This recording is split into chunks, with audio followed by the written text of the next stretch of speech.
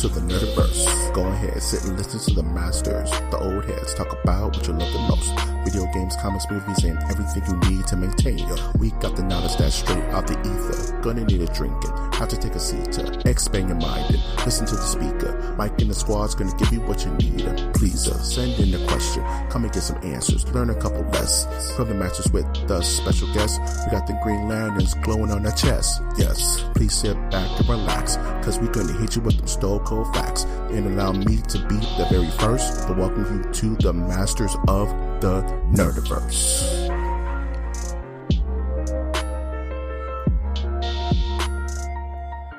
Welcome to the Masters of the Nerdiverse podcast, where we always have such sights to show you.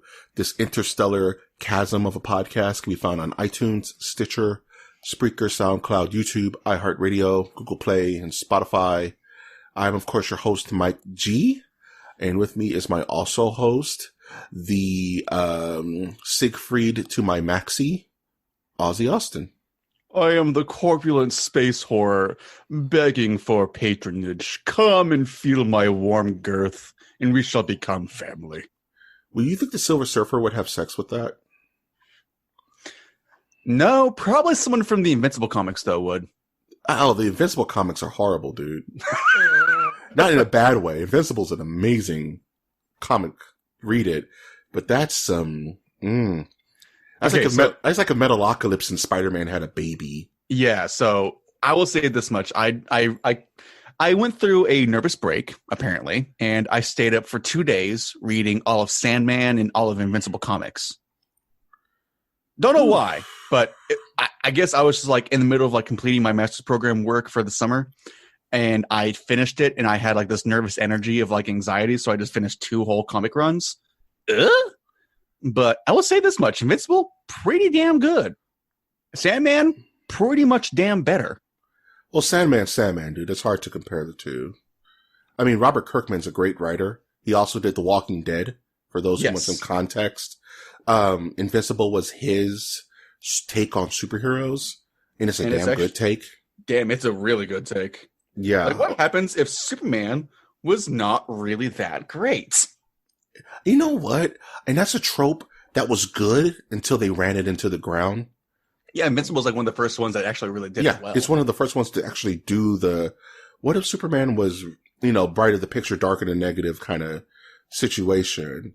And I like that trope when it's done well. But then you get your Injustices, you get the Boys, you know what I mean? Mm-hmm. You get your, Irredeemable, I think it's the name of the comic. I mentioned it before. I think so. With the Plutonian dog. There's just a lot to go off of that. And I will say, I love how they just kind of make it, oh yeah, these Superman-like people, they are just spreading the genes super hard because they want to make more babies like them that are super powerful, super warlike, invincible people. Like, oh, let's just have tons of babies and go kill everyone. Yeah, it's kind of like, it's like the Mongolians, dude. Just point armies in every direction of the earth and just walk forward. We're going to spread our influence, dude. It's not a huge spoiler, but they literally have like some guy go, hey, I found this race that just ages within like super fast degrees, as in a teenager on Earth would be like 6 months old on this planet. I'm just going to go have so many kids and make an army out of that. That's super smart. It is. It's super. It's super gross. It's gross, but it's super smart, dude. Also, they do a lot of smart things in this too. Like the main girl, Christ, what's Mark's wife's name? I forgot. Oh, dude, you're making me think about it. I haven't read that book in years. I remember redhead, pink costume. I know exactly who you're talking about too. Her powers were eventually like, oh, she just rearranges atoms. But that's reality manipulation on a certain level, though. I mean, she does it. Like, once we get, like, towards, like, the middle of the comic book run, she just goes, yeah, I'm just going to go refurbish Africa. Yeah. Okay, there's a whole thing I could talk about. Like, characters who are crazy more powerful than if you sat and thought about it. Like, Iceman is broken and funny. Iceman is super broken in the comics. Because it's like, oh, he makes ice. Like, no, he's slowing down molecules on a molecular level. That means he can manipulate molecules. Remember that time he gave Emma Frost like damn near brain hemorrhaging by slowing down the blood to her brain and told her, if you don't stop, I'm going to continue doing this. Yeah, because Emma Frost was the one that opened up his eyes to how powerful he could be.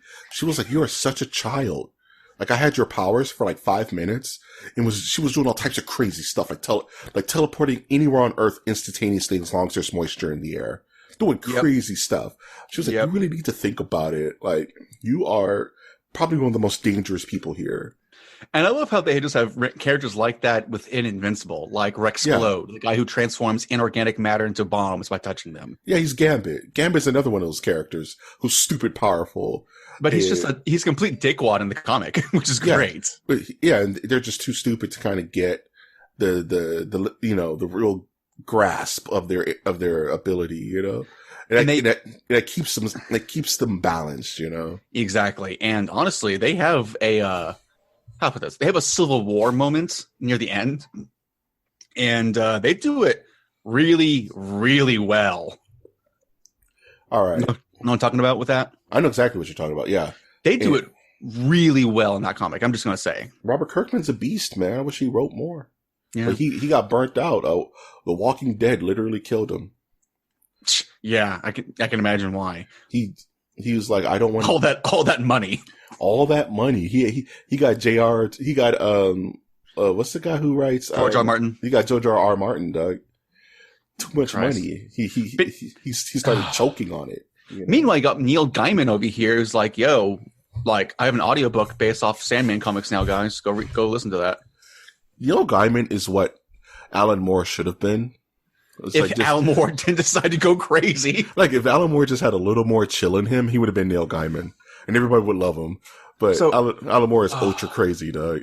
God, if you haven't already, go check out the Sandman audiobook on Audible. There's like sound design, there's orchestras, there's various is that out? Actors. With like Kat Dennings and it's out right James now on Audible. Ooh, okay, good to know.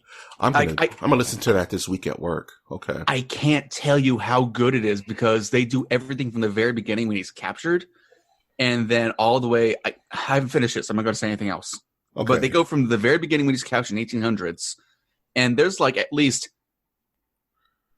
Andy Serkis is in this.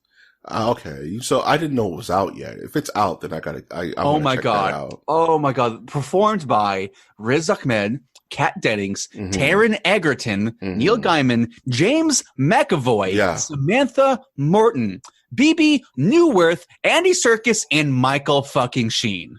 Yeah, I've been waiting for this. I didn't know it was out, so I'm definitely going to pick that up. I knew about. And I have a free audiobook too. I have a free Audible book, so I've been sitting on it. So this will be that. Just do yourselves a favor. Download this book today. If you haven't already, go ahead and listen to it because, oh my God, like it's just the Cain and Abel scenes alone are worth the purchase. God damn. Also, Audible, if you're listening, sponsor me. I have at least 50 books on Audible. I will chill the hell out of that series. Audible's good and it fits our demographic, bruh. God, yes. I can't tell you how many times I listened to, I have at least 500 hours listening on Audible web pages. Yeah, the last Audible book I bought was The Hellbound Heart. I've listened to the Wheel of Time series 3 times with Audible. You know, it's 3 times. I would prefer to just read it, but I'm waiting on my reading glasses to come in from the optometrist. The eyes, they burn. So Audible's a nice little reprieve, and I can still get my literature in. You know what I mean? Yeah. And also, people, if you just do Audible for right now, if you just sign up, you get a free book, like a free classical book to read and listen to, like Frankenstein or Dracula. Just do yourselves a favor and go get the goddamn series. Hey, guess what? Do you have multiple email addresses? Exactly. That's all I'm going to say. They're not sponsoring us yet, damn it. Christ. Anyway, so how has your week been, Mike? My week has been supercalifragilisticexpialidocious. Oh, okay. Yeah, you did it. I wish I had. This is the one time I did wish I had sound effects, because I would play the "Come On Down" music from The Price Is Right. Dun, dun, dun, dun, dun, dun. Anyway, week has been cool. I buzzed my hair because it was starting to get too crazy. You know, the pandemic look was starting to get a little too aggressive, as it were. Aggressive is a good way to put it. Okay, yeah. You know, too many jalapenos can ruin the nachos. You know what I mean? So, I mean, jalapenos are too good to pass. Too many, like 70 on one plate. I mean, I would prefer a prolapsed anus over nothing. Well, that's what you're going to get if you eat 70 jalapenos, dude. You ever heard the term "you taste it twice"? You know. So I didn't do much this week. I'm still playing Paper Mario, the Origami King. That's been fun. Finally got the boss fight system down, so it's a little bit funner now. My wife went through the Phoenix fight and she hated it, and then she went through the area with the toads with no faces recently. Yeah, that's some Eldritch horror shit. Yeah, the game is not as bitey as Thousand Year Door, because come on, Thousand Year Door had drug deals going on in game, in real life. So been doing that. Been watching more Ghost of Tsushima. Starting to get. Oh, I played Carrion. Ooh, off like the PC or Switch or what? I played off Switch. How is that? I hear it's really good. That game is marvelous, dude. That game is melting butter on a piece of lobster, dude. That game is milky. It's a horror based kind of 32-bit ish genre game where you play as pretty much the Thing, and you're ravaging this like top secret lab, and this thing's powers keep changing as you're leveling up, and the locomotion of this thing is so good, and the vibrate physics on the Switch are really, really good. So it just feels weighty. It feels like, you know how you have half a bottle of soda and you're moving the water, and the weight is shifting with it. It feels so good, this game. It plays so well. It's difficult. It gets difficult after a while because as difficulty spikes, but I'm having more fun with that than anything right now because it's just a really brain dead, not really brain dead, but it's a very execution unintensive game. And that's kind of what I've been wanting to play right now because the next big game I'm probably going to play is Marvel's Avengers. That's coming out in a month or so. Eventually. That's probably if I'm being honest with myself, this probably will be the last PS4 game I save up and play. But in the meantime, I want to play a lot of non-brain busters, you know. I want to kind of just eat my sushi, you know. I'm not trying to eat like a big old, 40-ounce steak, if that makes any sense. No, I get that. You know, I'm just trying to take it easy. Switch is perfect for that. So I haven't touched my PS4. I've been just all Switch lately because they have those kind of games. I've been playing Hyper Light Drifter. You know what I'm saying? That game rules. Katana Zero. I've been playing a lot of like 8-bit-ish games and just taking them with, you know. That makes a whole lot of sense because honestly, the Switch is just the perfect game console right now. It's just like I'm gonna get up, I'm gonna go jump around a little bit.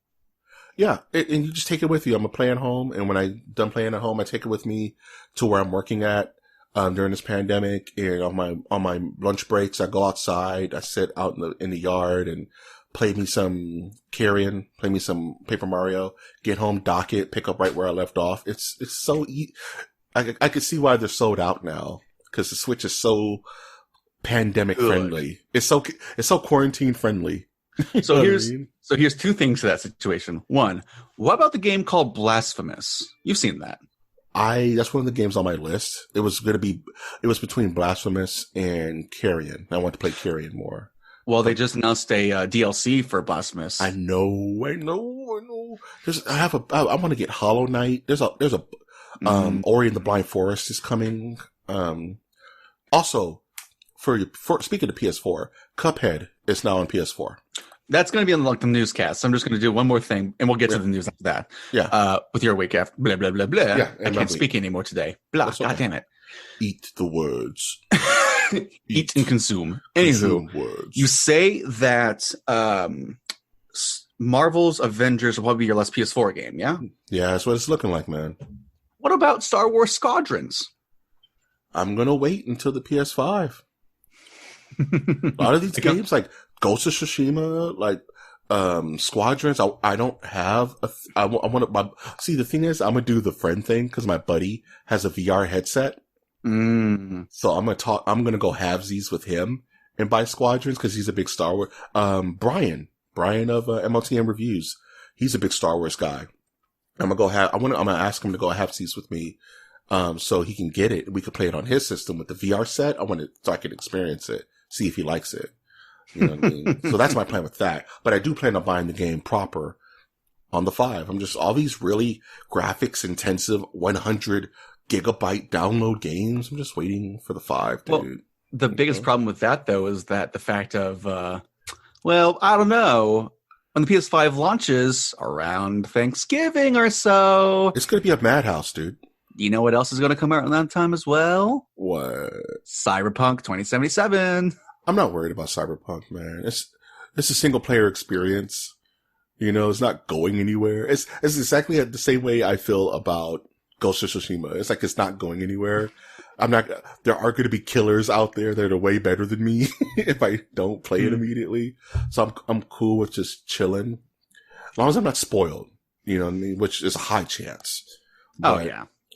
But with Cyberpunk, because I'm not familiar with the source material, I'm not really afraid of spoiling in a game like that. Now, this is God of War 2, and you literally have a weekend to beat it.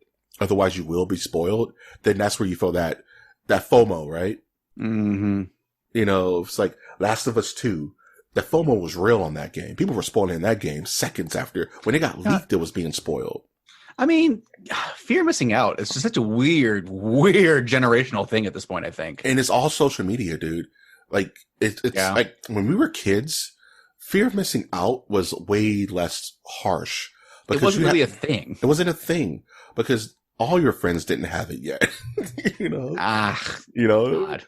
Not some guy who waited up till, you know, for 3 days and, you know, across the world who threw it on your Twitter feed.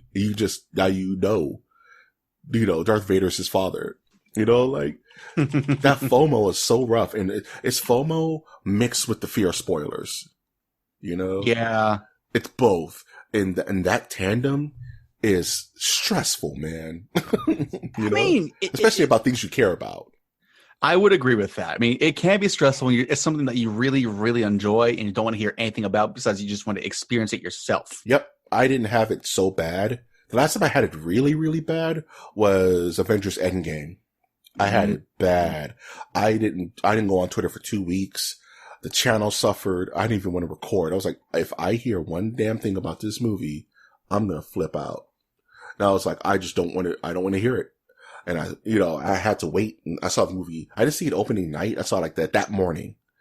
And I was just a stress ball, man. I was like, I can't go on Twitter.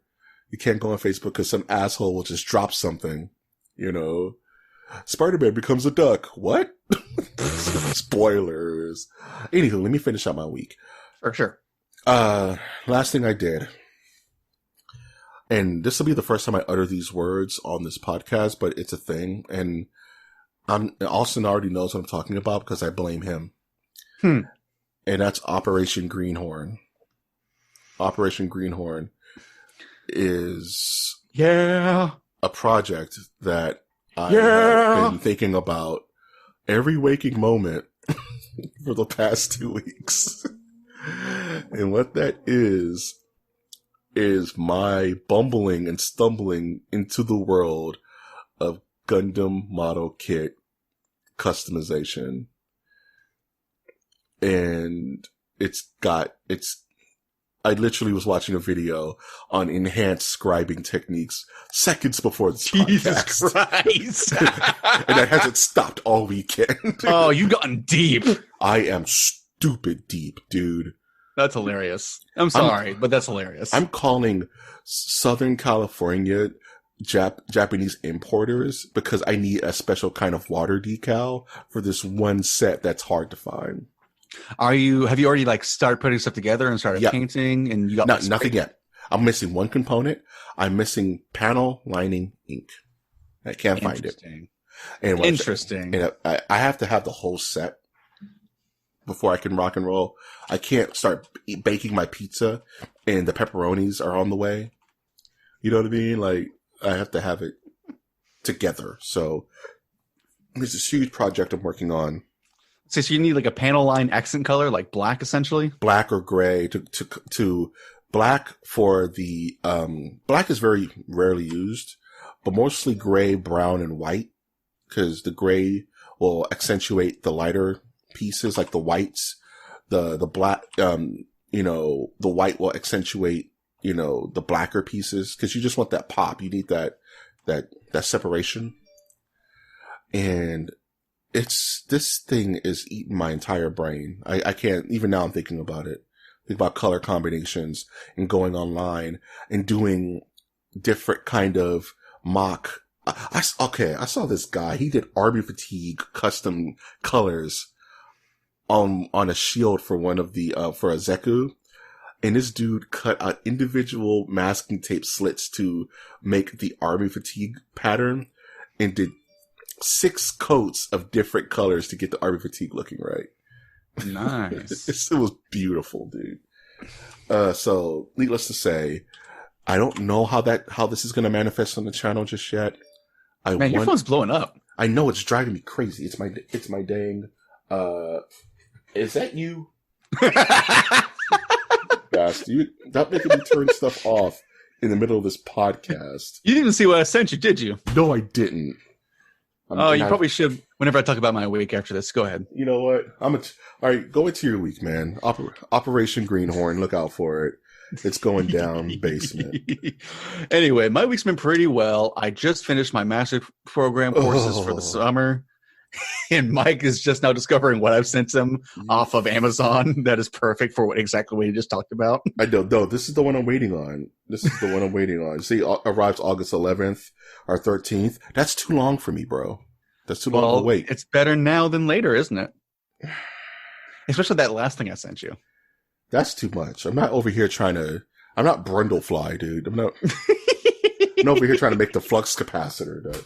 I know. Baby. I know. I just had to do it. I'm just had to do it. Because you're an enabler, Doug. Exactly. I'm a little devil on the shoulder. Doing pretty well. Courses are done. Thank God. I'm playing through Ghost of Tsushima myself. Ghost of Tsushima. And I'm going to say probably 60% done. I just need to get through the rest of Act 2. Then I'll move on to Act 3. And I've completed most of the stuff. Like most of my armor, most of my gear, most of my skills are upgraded to almost full. I just need to get to Act 3 and start finishing things off in that area of the island. I have read all of Sandman and all of Invincible. Recommend it. Super highly so. Really good. And at this point, I am waiting for my next courses to begin. I'm going to start woodworking again for the first time in months in my garage and have a good time spraying sawdust everywhere. And I have so many projects planned for that. I'm going to make so many cutting boards and tables and headboards and oh my. I have such sights to show you. I can't wait so I can make like a cutting board for my friend, a utensil holder for another friend, a doggy toy box for my in-laws. Maybe look at getting a headboard and bed frame set up for my in-laws as well. Can you make me a functional La Marchante puzzle box? That would be too much. And I also don't have the blood of the clergy to dip it in, I imagine, or whatever. You didn't send that to you yet? Nah. You still got to send me a Unicorn Gundam Perfect Grade. I'm working on it. I'm waiting for mine to come in the mail, dude. Damn. No, you got to send it to me first. I'll make it for you. Anyway. All right, bet. As long as it has the blood of the fallen in it. I know, Christ. Then I can do what I need to do on my end. Oh my God. Anywho, not much besides that. Just honestly having a good time, just going through the motions, and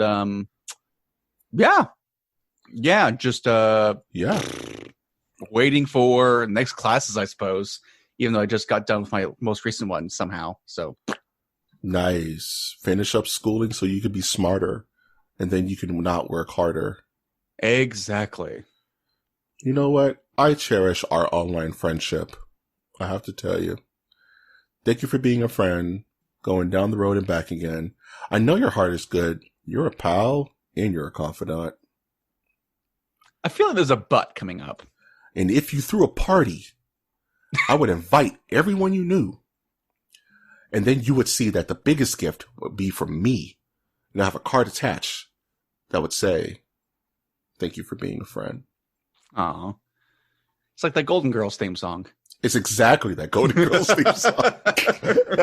Man, that is the most callback of callbacks before I was even born. I want that shit sung at my funeral, dog.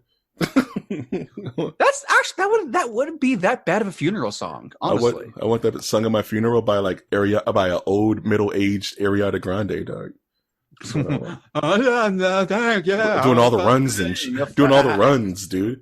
Yeah. Speaking of friends, we did a poll this week because it was National Friendship Week. I don't know. There's so many national days. I think people make them up. But needless to say, it's National Friendship Week. So I did a poll on the Nerdiverse channel on Twitter, which is @mnerdiverse.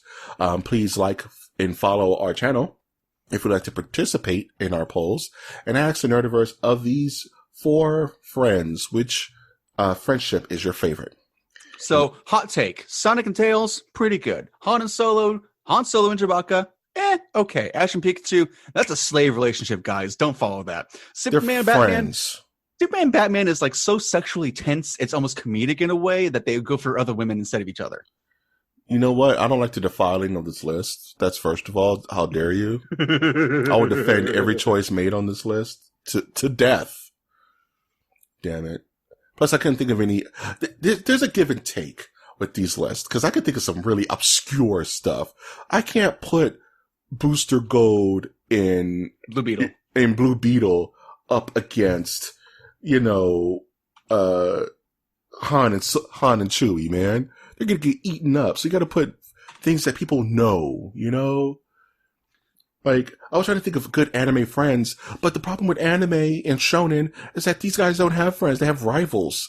Goku and Vegeta aren't friends. They're rivals. Right? Yeah, that's true. They're not friends, so they don't hang out. If Goku's a shitty person, doesn't hang out with anybody. That's what I'm saying. They don't hang out. If Vegeta's at the house playing with his kids, he sees Goku shows up, he knows it's going to be some bullshit. He's like, damn it. And Vegeta's like, I want to go to the theme park with my son. God damn it. Vegeta's trying to, hang out with what's their daughter's name? Bra. He's trying to hang out with Bra, dog. Goku's like, no, I'm back on my bullshit. So, the way it shook down, and I would defend Ash and Pikachu, because yes, there is a very non-friendship basis in Pokemon in general, but those two have been through some stuff, dude. The only way you will find true Pokemon human relationships out of friendship is in the Pokemon Detective Pikachu movie. That's the most realistic version of hey, they aren't always in balls. Sometimes they just walk around with us in public. The only other friendship I can think of in Pokemon that's that strong is Jesse James and Meowth. That's actually pretty good. That's pretty strong. They're better friends. I don't know if they're better friends than Ash and Pikachu, but they're damn good friends. That thing is never in a ball. Meowth has never been in a ball once, dude. That's very true, actually. And Meowth can talk, so he's already on that Detective Pikachu level, But we digress. Did they ever explain why Meowth can talk? Yeah, because he watched people do it so many times because he wanted to impress this one girl he was really, really crushing on. So he tried to speak like a human, but it didn't really impress her. Makes sense. That's some Thanos shit right there. So let's break down this poll of the week. So dead last, of course, is Ash and Pikachu. 14%. Understood. Anime always does bad on lists like this. I don't know why. Anime always does bad. No weebs. No weebs. None allowed. Third place. Batman and Soups. Batman, Superman. 24%. Understandable. You got some heavy hitters on this list. Sonic and Tails in second place. 29%. I can see it. I mean, honestly, Tails feels like he's always chasing after Sonic and helping Sonic. Sonic's more like, haha, thanks, Tails. Yeah. It's a very Ryu-Ken kind of friendship. Yeah, that's a good way to put it. Tails is literally, figuratively and literally always behind Sonic. But in the 90s, there was nothing cooler than Sonic and Tails. You know what I mean? That's true. My nostalgia ate that up. And of course, and mind you, this was a pretty close poll. Han and Solo edged it out 33%. I can see it. Han and Solo. I can believe it. Han and Chewie, man. A man, pretty much a boy and his dog. How do you defeat that? His big, like, blaster crossbow wielding dog that rips people's arms off. I love that story. And Steven Spielberg has done this multiple times. The color scheme for Chewbacca is the same color scheme for Gizmo from Gremlins. And that's because when they were making these costumes and these puppets, Steven Spielberg would walk by and say, "Make it look like my dog." And then they would just, whatever color dog. I guess that's the color scheme of Steven Spielberg's dog. So they both apply to both creations. You know what I mean? That's pretty funny, actually. And if you think about it, if you look at Gizmo and Chewie at the same time, it's like, okay, I see it. You know, it's just Steven Spielberg injecting his dog into every single movie he possibly can. That's not surprising. And making ultra history, you know? It wouldn't be Steven Spielberg. It'd be George Lucas. Nah, because they were all tight back then. Steven Spielberg, George Lucas were really tight. This is back during American Graffiti E.T. times. So they would consult on each other's movies. Even I even heard that George Lucas had some hand in Jaws, low key. You know what I mean? So they were real tight back then. I don't know if there are nowadays, because you know George is on Skywalker Ranch, just salty as hell. His own listening to Sith holocrons in the dark. You know, no joke. You know, George, man, bruh. Anywho, it's interesting seeing these two take the lead, I guess. But people really like Han and Chewie. People love them some Star Wars. Dog, never change it. Never change Star Wars. It's one of the most nostalgic fucking couples in the entire group. Yeah, it's Lucy and Ethel without all the racism. You know, it's great. Anywho, we gotta probably start driving through the news because we've been kind of meandering for a little bit. Yeah, that's what we do, man. We chill out. We see how we doing. We do some polls, and then we get to the business, dog. Is this enough news to do a yay or nay, or is this a good amount of news that we could just talk through? Well, I do have a preference, actually, of a list of games I've noticed that aren't out yet that I want release dates of, if you want to preface that real quick. All right, let's just do a quick little MOTN introspective on the games Austin wants to see release dates on. So hit me one at a time. I'll give you my hot take. Hollow Knight Silksong. Hollow Knight Silksong. The DLC / expansion to the critically acclaimed Hollow Knight on PC and Switch. We're in a pandemic. Give them more time. Okay. I'm looking forward to it. Yep. Ubisoft's Skull and Bones. We're never seeing that game. They're gonna, never. Don't just wipe it out of your brain. Never. They have said that they've basically recreated and relaunched this game like 3 separate times. Never. It's in the same shame.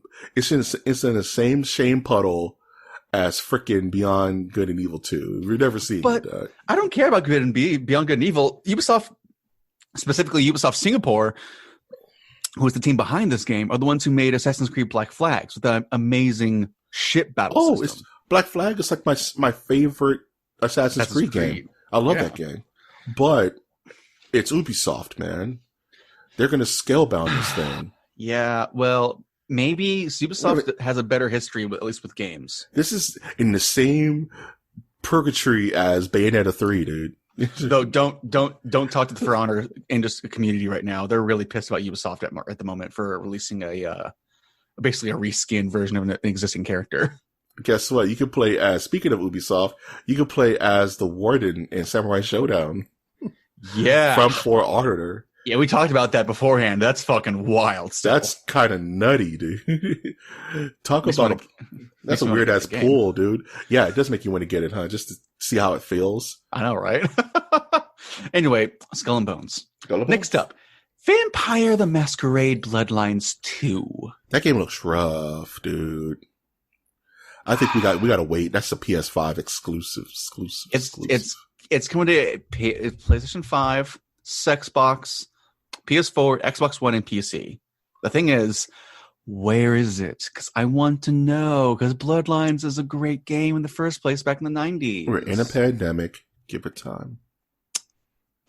That's what I have to say. I hate to say it on that one, but that's pretty much what it is. Bravely, go ahead. No. Just bravely going forward into a pandemic. I guess they have the time to do so. Yeah, gotta wait. You know, these things, they take time. You know? All right, how about this? Speaking of other bravery, Square Enix's Bravely Default 2. That is one I'm worried about. That's one I've actually been waiting on too. That's a weird one because it's not like you're freaking making Red Dead Redemption 2, you know, leaf physics. You know, put the game out. You know, unless the thing is 200 hours long, what's the holdup? And the first one came out on the 3DS like years ago. I love Bravely Default. I think it's a very interesting little RPG. But it fell off in the second half, honestly. But the first half is still a great RPG in general. Yeah, I dig it. I'm very curious to see where it's at in its development. You know what I mean? I just want to see more of it now. Yeah, I totally agree with you. I'm right there with you on this one. Where is it? It's coming to the Switch. That's all we know. That's all I'm saying. Switch. I'm telling you, Switch is slowly starting to take. It's as the Switch glitters and golds, my PS4 is rusting and becoming. You know, it's and starting to moss over, dude. Fucking right, Jesus, dude, just like that. Okay. Here's the golden one I really want to know about. Where is Digimon Survive by Bandai Namco? Bandai Namco, they're focused on they're focused on Dragon Ball Fighters updates, dude. You're not gonna see that thing. Just give me Digimon Survive, please. I need this one in my life. Tokyo Game Show is doing something very soon. Oh, are they? I think so. They're doing like a home thing, you know. Apparently, Tokyo Game Show is coming up, dude. So you may get your wish on that one. Yeah, when is that actually? I want to know. I think September. That's a little far away. It's next month. It's the month after next. It's next month. Tokyo Game Show Google search tells us, oh God, yeah, Wednesday, September 23rd. That's what I'm saying. September, yeah. Like the ass end of September. Yeah, right before people start getting into a frenzy for Christmas shopping, man. That's how it goes. Yeah, you're going to see some stuff there. I know a lot of fighting games are going to be there. We're probably going to see what Elden Ring may be there. This is FromSoft. Yes, Elden Ring. God damn it, guys. Give us Elden Ring. Crap. We're not going to see that probably till the end of the ass end of the year. We'll probably get our actual gameplay trailer. That's my hot take on that. Probably. Yeah, we're going to get Elden Ring probably 2021 at this point. Yep. We're not going to see that anytime soon. Which I'm okay with. Take your time. I don't care. Yeah, gosh. I'm looking forward to it just because it looks so weird. I just want to know. I want to know what Martin writing plus, Miyazaki, intuition breeds, It's a very Kojima, Guillermo del Toro kind of mix thing, kind of East and the West kind of mixing. Yeah. I love those kind of collaborations because you don't know what you're going to get, And then we have Godfall, I guess. Yeah. I'm not looking for that, man. I'm not looking for that at all. After the gameplay trailer, I'm just like, ugh. I don't. If that's all you have on your PS5, then maybe. But I'm not hyped for it, man. All right. How about this? Supergiant Games. Okay. Hades release. Hades has been out on beta, so you can play that now if you want. I want the complete edition. These things, they take time. They're hand drawing this stuff. Oh God, Hades it's like a team of 5 dudes hand drawing. So good though. It's so fantastic. It's like, okay, where's the Cuphead DLC? It's like 5 guys, dude. We're gonna get the Netflix show before we get the DLC. I will bet money. 100%. 100%. Because their team is so small. Their team is super small, dude. That's true. With those small teams, it takes time. They just gotta chug along, Anyway, that's my list of games I want to know the status of release-wise. But for now, we will just have to wait. We have to wait. Speaking of video games, let's keep this video game caboosing, shall we? God damn it, Atlas Games. You finally gave us Persona 5 Scramble? Finally? After so long? The canonical sequel to Persona 5? Huh? Really, guys? God damn it, it should have been sooner. I'm so happy I'm not into these games like that. Because this publisher would piss me off. It's not so the publisher. I'm so happy Koei Tecmo. Koei Tecmo wants to put more Persona out there, but freaking Atlas Games is like... That's what I mean. The developer. The developer would piss me off. I can't with those guys. Every time I hear something about Atlas Games being just total asshats and not really understanding how release dates work or how social media or how word of mouth marketing works, it's the most frustrating thing on the planet. Remember that time when Persona 5 initially released and people tried to stream it at Twitch and Atlas said, we'll sue you if you do? Yeah, they're doing the same thing. Persona 4 Golden just came out on Steam and they're asking people not to spoil it. These people are so goddamn idiotic. That's not how streaming works. The game is like 10 years old. Too bad. Get over yourself. That's why I'm so happy I'm not in these games because I would be so frustrated with these guys. I'd be like, that's my life. That's my life. Yeah, I couldn't. I would be so frustrated with these dudes, man. Like, you know what? Forget your game, dude. You can't have your cake and eat it too, man. Is what it boils down to. No shit. Oh, Jesus. Speaking of having your cake and eat it too, apparently the PS5 is going to have customizable faceplates. So granted, I posted this on here because I saw the leak. However, this is from a Chinese forum. So take that with a grain of salt, people. Like, this is just rumor milling at best. But the potential to honestly change the faceplate of your PS5 to any color or design for, like, say, collector's edition, it'll be a lot easier to customize nowadays. Or which looks really cool. Just remove it altogether for space reasons. Because without that stupid giant monolith cover, it's fairly small. Fairly. The faceplate add like 3 inches to the thing. There's probably people who are going to like customize their own faceplates to minimize the space, honestly, pretty quickly. That'd be sick. Just take off your white faceplate, do that water transfer on it, and put whatever you want on there. Like if I just want a Predator face on my PlayStation, why can't I have that? There you go. Speaking of hunters, we got some new gameplay of Marvel's Avengers. We were talking about that earlier. And we got the first DLC of this game, Hawkeye. I don't really care about Hawkeye. I'm just going to put that out there. That's not what I want to talk about with this. I don't either. And honestly, I don't really care for the game because this is all you, baby. I hate same day DLC. Yeah. I hate same day DLC. Well, I hate DLC that's planned on launch.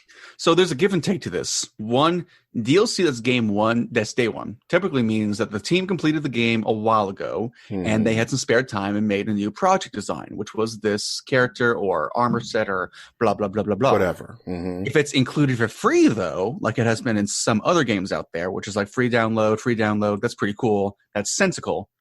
But this whole like buy Mass Effect 3, buy this DLC character, which is really huge story important character for $15. Now, it's not cool. From my understanding, and I do want to be clear, apparently all additional characters to Marvel's Avengers Square Enix game will be free. From my understanding. Okay. But if you want that sick classic costume Hawkeye skin, break bread. Yeah. You know what I mean? Yeah. If you want that, if you want that Ed Brubaker Hawkeye David Aja custom, pizza dog outfit, break bread. You know what I mean? But the play as the character in its default setting should be free. At least that's the marketing, what they're saying about this game is that all additional characters will be free to play. Yeah. Which it's good. That's a plus. That's, yes. I mean, this is not really my kind of game, but oh well. I mean, if they do make it free, they get more character variety. That's a good thing. I just got to touch it. It's a Marvel property. Marvel has started to understand that they just can't chill from mobile games and you know what I mean? Because there was a period where Marvel was like, we're making so much money off Strike Force and Puzzle Bash and all these garbage phone games that probably bring them in wells of money. We need to Yeah. get you know what I mean? But we need to get back into the gaming arena proper. So they've been trying to do that with Marvel's Spider-Man. It's their first real tiptoe back into AAA game decisions. And this is the second game that they're really trying to do that. Marvel Ultimate Alliance 3 on the Switch was kind of like a test. You know what I mean? And don't get me wrong, that's a good game. But I just need to feel this game. I need to touch it. I need to see how it feels. Is it fun? Is Cap going to be fun? Because that's the one character I really want to play as. Probably Cap and Thor. I'm kind of curious to see how they play. It has a very Anthem, fly from point A to point B, shoot, land, fight kind of dynamic. I really want to see if that's fun. You know, flying around, jumping around as Hulk. I'm not sure what Black Widow's going to do. She's going to take a bus or something. But, you know, I don't know. She got a little scooter or something that just manifests like Iron Man's proton cannon.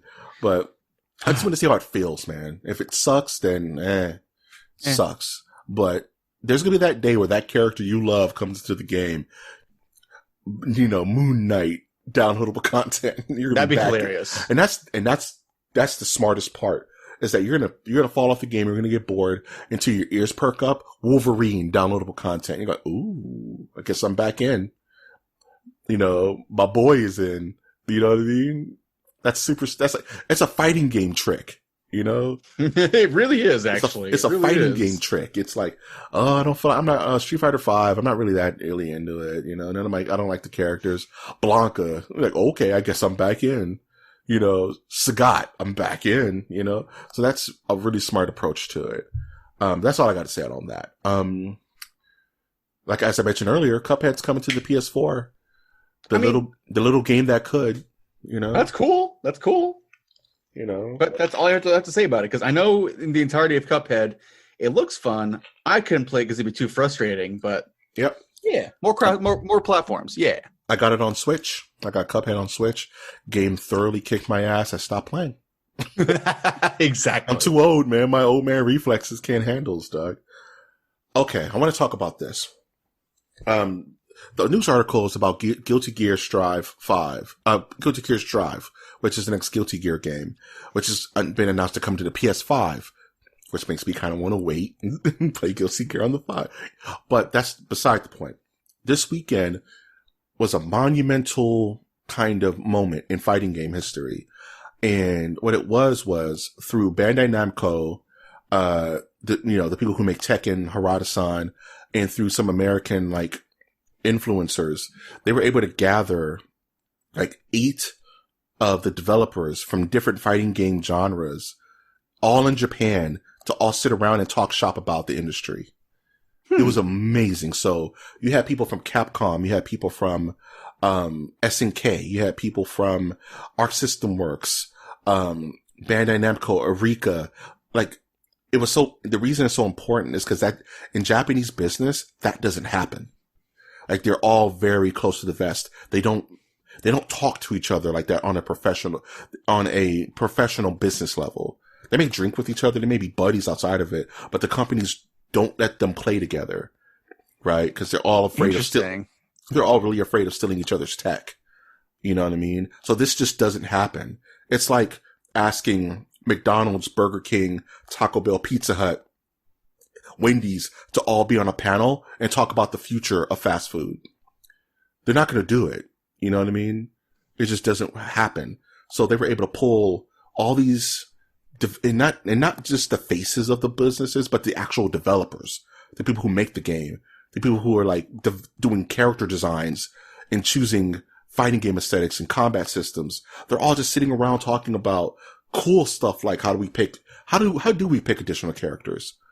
What do we feel about the online experience? What is the future of fighting games? It was one of the most fascinating panels I've ever seen in my life. It was so cool watching all these guys just chill and laugh and talk about their characters and be like, man, Street Fighter's been around for 30 years. You know, I bet you it was kind of interesting how you guys pick your characters coming from the directorial lead of Tekken. You know what I mean? Like, they just don't talk to each other. So because E3 didn't happen, they arranged this and they were like, yeah, this is really a special moment in video games. You know what I mean? So definitely want to talk about that for a second. And if you want to watch it online, I recommend it. It's about an hour long, 2 hours long. And they just talk shop, and they're just talking like they're just high level stuff. You know what I mean? And it's so fascinating. That's probably one of the best watches I had all week. But that being said, Arc System Works showed off this trailer for 2 new characters for Guilty Gear Strive, which is the next Guilty Gear game. And if you're a fighting game fan and have never heard of Guilty Gear, you have a lot of games to play, my man. Guilty Gear is fun. Guilty Gear is probably the most beautiful fighting game you can play right now. Maybe outside of Dragon Ball Z Fighters. You know? So, quick question. Does Arc System Works do Guilty Gear and BlazBlue, or is BlazBlue handled by a different company entirely? No, that's Arc System Works. Arc System Works is BlazBlue, BlazBlue Tag Battle, Dragon Ball Z Fighters, and Guilty Gear. And so they do both. Yeah, and Grand Blue Fantasy.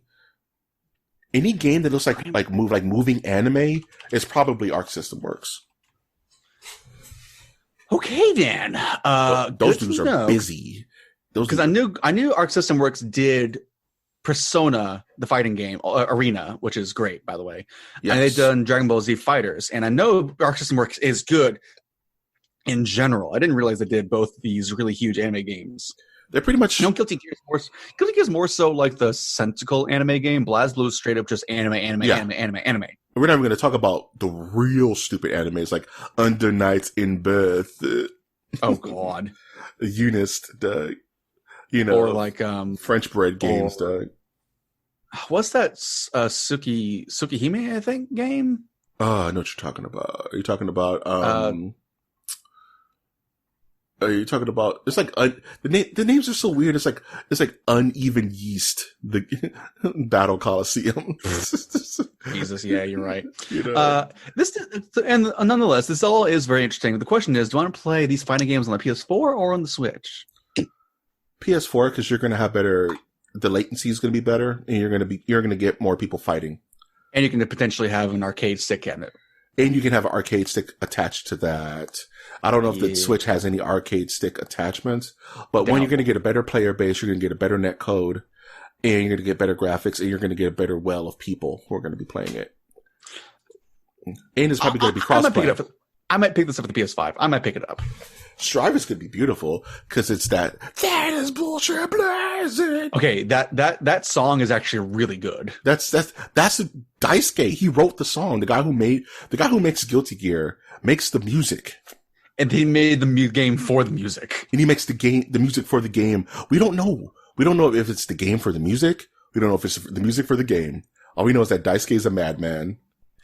That should just be like the episode, like part of that song should be the episode closer for this episode. Yeah. Oh no. Thank you. That's going to be I'm going to find some kind of trap version of that song. Throw it at the end. Cause that song is banging. Overdrive. No rider. That is bullshit blazing. That's my shit. My heart is blazing. That shit is hard. And you do and then you're in mid combo. That shit is hype. Exactly. All right. So speaking of hype stuff. Nay. You're not feeling it? I've never liked Battletoads. What? You Battletoads launches August 20th. Oh, sweet, sweet child. You've never known the horrors of Battletoad, Doug. I've seen the 4chan meme. That's all you need, really. Battletoad launches October 20th. This game has been quiet since last E3. The reason I like it is because the animation is smooth as butter. It looks beautiful. It's going for an aesthetic, and it's nailing it. Just don't be so hard. You don't have to be crazy hard, man. Yeah, it's. I posted that. I was like, game looks great. Just, you don't have to be stupid hard. Like, you can be difficult. Just don't be difficult, man. Yeah, I agree. It seems a little weird. Like, okay, now I put this on the docket as a troll, but I don't even know if I really want to talk about it. It's you mean heavy. The Marvel and the Marvel TV's racism? Yeah, Marvel TV's Jeff Loeb racism. Right? Where Anthony Mackie even commented, we don't need more people of color. We just need better treatment in general. that is a whole, that's a MOTN After Dark, honestly, is the placement of people of color across the spectrum in popular culture. So just for the headline people to understand, it's from IGN. The Daredevil actor accuses Marvel's TV Jeff Loeb of purposely minimizing Asian characters in the series. I read this thing, and this happened during Daredevil season 2, I want to say, where both actors, Madame Gao and I can't remember the name of her subordinate villain. He's the one who's making these comments. Was reminiscing on a conversation he had with Jeff Loeb because they wanted to, because they had bigger roles originally in the series. And apparently Jeff Loeb said something, and I'm paraphrasing here, is that no one really cares to know more about Asian characters. It's pretty much what he just told him. And of course, him and Madame Gao were amazingly insulted by that sentiment. And it got to the point where these two actors were not even invited to the premiere. And they were like just at home, and they didn't know it was that night. And the actress who plays Madame Gao was amazingly felt she was disrespected. And that set him off to want to really start talking about this and making more awareness that there are still people who think like this, even at Marvel, where it seems so inclusive now. And no, but then again, this kind of happened many, many years ago at this point, right? Oh yeah. And it's how Jeff Loeb apparently said in the writer's room, no one cares for Chinese or Asian people. That's what happened. And they were in the room. They were like, well, are you word?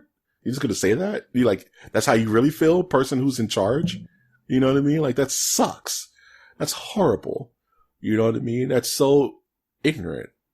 And hey, it's like you do the thing that makes you money and you don't give a shit about other people in general. So you just make a really racist, horrible environment and people suffer because of it. And that's kind of just, and sadly, that's just business rooms all across the world, you know, from Little Caesars to Sony. You probably get narcissistic, racist bastards all across the world like that. But hey, they make money, so they must be good people. Haha. And safe capitalism. Let's move on. I just wanted to bring awareness to that and say that it's awful. It's just awfully shitty, and those people should be ashamed of themselves. And Jeff Loeb is a clown, and I've never liked him. I never liked his work. Even I wish he lost his job. Man, give Marvel time, dude. If they, you know, it's not, you know, they're gonna Jeff Gunn him, dude. You know, hopefully. Shit. What's it? Not Jeff Gunn. The director of James Gunn. Thank you. James Gunn. Yes. Mess up the name. Yeah, get him out of there. Well, he got back anyway. But you know, because he said I was being stupid and I humbly apologized, and they even let him back into the fold. Loeb, I don't think so much. And he ruined heroes, so fuck Loeb. Pardon my French. Yeah. But moving on to better news, Watchmen, the comic turned HBO series, has gotten 20 primetime Emmy nominations. 26 primetime Emmy 26 nominations. That's hilariously huge. Austin, did you watch this? I still need to. I haven't had the time. Oh my glob. Watchmen is so effing good. It's so effing. I had a whole episode where Winter was getting frustrated because I kept talking about it. I was like, Winter, do you know what Black Wall Street was? He was like, what? Oh God, Black Wall Street. And the opening of Watchmen, it's just Black Wall Street going down. Like literally or figuratively? Literally. The opening of Watchmen is a retelling of the massacre of Black Wall Street and how that feeds into the whole storyline of this Watchmen kind of spinoff.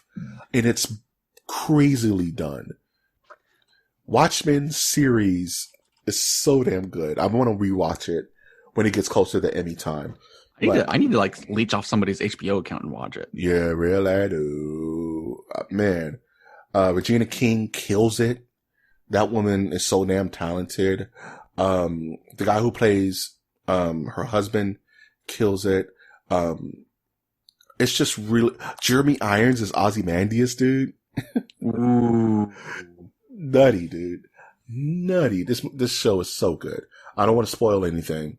I just want to put up there as accolades and recognition that it deserves all these award nominations.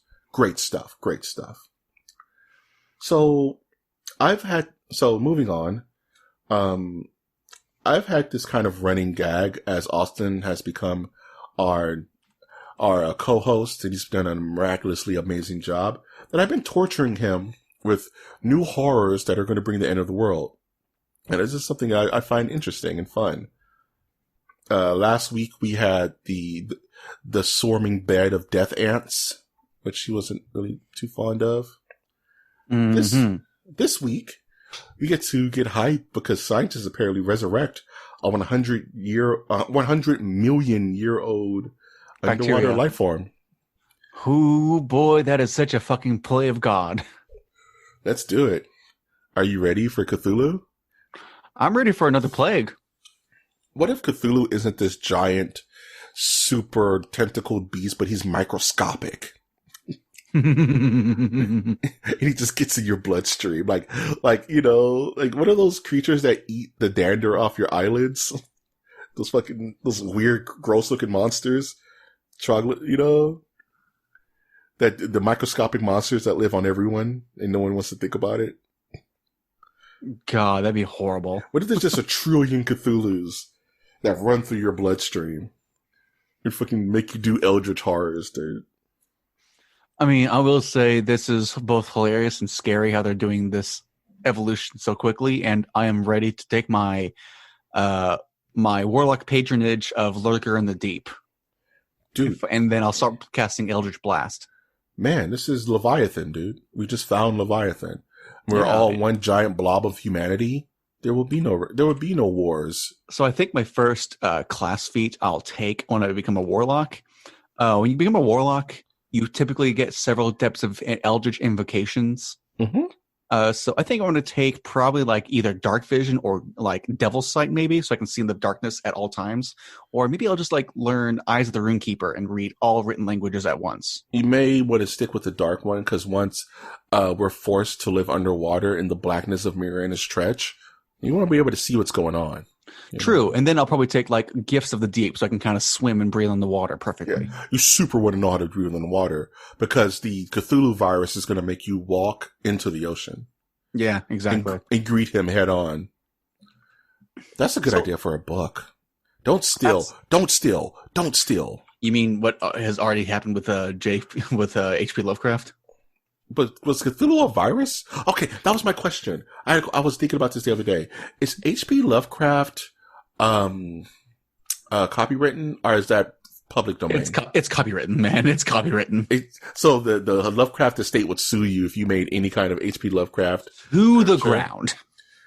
That's good to know. I'll stick with my retelling of Dracula. Speaking of a retelling, moving on to movies, The Witcher is getting a prequel series on Netflix, which is I hate this idea. Guys, just stick with the main material. There's plenty to go off of. I hate this idea so much. It's so money grubbing. Just stick with the material. So money grubbing. Stick with the books, and then if you make enough money, move on to the games, because no one played Witcher 1. Okay. It's the problem of Geralt of Rivia is the Witcher, right? Gary by the river, right? But he has other Witcher friends like his mentor and his other buddies that float around. And of course, Ciri, she's a Witcher. But I don't care about Witchers like 100 years in the past, unless you make me care about them. It's the whole Star Wars High Republic thing. I know you want to steer away from that and do your own thing and make your own money. Writer of The Witcher, who's a cantankerous old bastard. But can we at least get season 2 first? I know. Christ, give us that much. Can I at least get season 2 first? Can you do the spinoff once? you've gone so far in the future that there's no more stories to tell about Geralt? This is just so dumb. Our Siri? Like this is dumb. You'll do this I'll probably later. enjoy it when it comes out, but not right now, people. Do it, but the idea is insulting. Like, do it later. Yes, it is. Which is why I am not looking forward to the Game of Thrones prequel series whenever that happens. Henry Cavill has many years in him to be Geralt of Rivia. Yeah, but it's not like such a long length of time still. Jesus Christ. I don't like it. Like you said, I may enjoy it when it comes out. It may be the coolest thing since sliced bread. But as of right now, my hot take is that, no, sir, I don't like it. But I'll say I'm lukewarm on the next subject, which is Detective Pikachu director is helming the project of Beyond Good and Evil as a movie for Netflix. I had a joke about The Last of Us 2. And my joke was, are we going to get the HBO Last of Us TV series before we get the sequel? Obviously, that joke is dated because the game has been out and has been reviewed to all hell. But this is a true question. Are we going to get this Netflix film before we get the sequel? That's actually a good question at this point. Because we don't know where Beyond Good and Evil 2 is in development. We have no idea. They just keep telling us they're working on it. Of course you're working on it. But to be honest, it's way easier to organize and execute a film series, a TV series, than it is a video game. I think. What's your opinion on that? Do you think it takes less time to organize, cast, write, direct, produce a film series than it is to make a, let's say, 60-hour RPG experience? It's truly based on the scope of both. Considering how big the game is, it's going to be huge. It's probably already taken like 5 years just to get rid of that right now, honestly. Yeah. And then you got to consider, like with a movie can take like maybe 2 or 3 years to create, produce, and shoot and whatnot. So, But then you got to think about then filming. But then these actors are only filming for what? A year at max? Yeah. 6 months? And then there's like a few months of post-production after that. Just post. Put it together. Right? And there are no variables. In video games, there's all these variables. You know what I mean? Yeah, it really is. That's the scariest thing about game development to me, that you have to take into account every single possible variable. It's super weird. I don't know how to feel about it. I guess we just got to wait and see how we get from a trailer. Netflix has, always been known to throw the baby out with the bathwater. You know what I mean? Yeah. When it comes to these things. So the only thing that actually was good that gives me hope was the Castlevania anime. Oh, yeah. So that gives me hope for all these little weird, existing only in words only projects. Like, Devil May Cry is coming out soon, and, Dragon's Dogma is coming out soon. And, well, I'll believe it when I see it kind of situation. Yeah, exactly. We can't really say anything until we actually have something to lay our bare teeth into. 100%. Bare your fangs. God. That was so bad. Well, that's a good way to close the podcast now, isn't it? I think so. What are you looking forward to? Not much. I am looking forward to doing some woodworking projects, like I mentioned, and having a somewhat easier week with no homework to do. I am looking forward to continuing my obsession and my eventual de-evolution into Operation Greenhorn. I'm looking forward to having a piece of garlic bread that I really want. Nice. I really want a piece of garlic bread right now. I'm supposed to be getting my glasses this week. So I'm looking forward to trying those bad boys on and not having searing eye and brain pain 24 hours a day. That was going to be fun. And go listen to Sandman, the Audible book. And watching Umbrella Academy. Season 2. Season 2. I've been holding my breath. I'm probably going to start watching that today. So I'm looking forward to all that. For those who do not know, Legend of Korra the entire series, Legend of Korra, is coming to Netflix August 14th. I'm not a fan of Korra. I never watched it, so I'm diving into it because I don't know what to expect. I want to know your opinion. I will tell you. I'd love to hear it. That's why we have this podcast, ladies and gentlemen. And if you want to support this podcast monetarily, you can always do it via our Patreon. where by giving us money, you give us power, and we just become a giant golden god, like unto Mr. Burns in that one Simpsons episode where he catches on fire. And if you want to support us now monetarily, you can always do so by liking our content, by subscribing to our channels, and by commenting on our posts. Because as you know, feedback's important. Is this episode good? Was it bad? Did it make you sad? Let us know, please, so we can make adjustments and give you the best possible podcasting product this side past Pennsylvania. People. Bars. Pennsylvania. That's something. You ever had Pennsylvania pizza, bruh? I have. It's okay. But anywho, you can catch me at Austin Aussie on Twitter and maybe other places. Who knows anymore? And we will look forward to catching you next week. And we encourage you to take that one step beyond.